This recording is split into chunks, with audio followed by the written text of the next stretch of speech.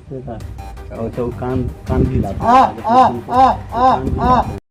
उत्तर प्रदेश विधानसभा चुनाव 2022 में भाजपा को प्रचंड बहुमत मिला है, लेकिन 3 विधानसभा की सीटें ऐसी हैं जहां पर पार्टी की जमानत नहीं बच पाई है। वो हम बात करते हैं प्रतापगढ़ की सीट है कुंडा। कुंडा में राजा भैया ने 30,315 वोटों से गुलशन यादव को चुनाव मैदान में हरा दिया है, लेकिन वहां पर चर्चा हो रही भाजपा की सिंधुजा मिश्रा की, जिन्हें महज 8.36% वोट मिले हैं।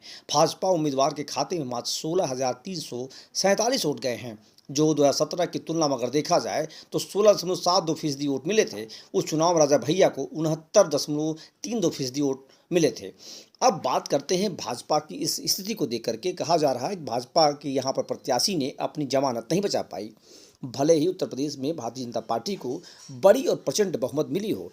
अब हम बात करेंगे, एक सीट है जौनपुर की, जहां पर पूर्व सांसद कृष्ण प्रताप सिंह मैदान में थे।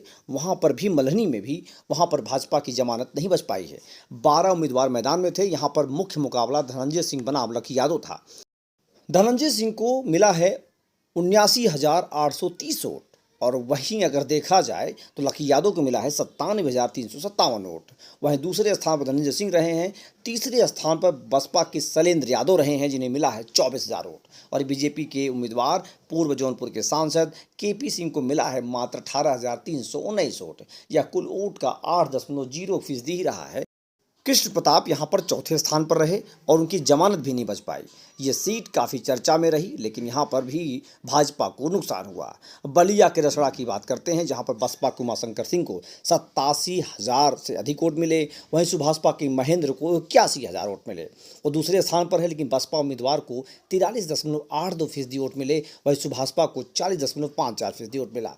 भाजपा के बब्बन को केवल 24,235 वोट मिले हैं। यह कुल वोट प्रतिशत का 12.08% रहा है। इस कारण उन्हें इस सीट पर जमानत गंवानी पड़ी। दरअसल किसी विधानसभा सीट पर जमानत बचाने के लिए 16.66% वोट हासिल करना जरूरी होता है। तो ये कहानी है प्रचंड जीत के बाद भी इन 3 विधानसभा सीटों पर, जहां पर भारतीय जनता पार्टी की जमानत नहीं बची है। और ये चर्चा कही जा रही है कि इस बार भाजपा को यहां पर फ़ायदा होना चाहिए था, लेकिन फ़ायदा नहीं हो पाया है और इससे नुकसान हुआ है।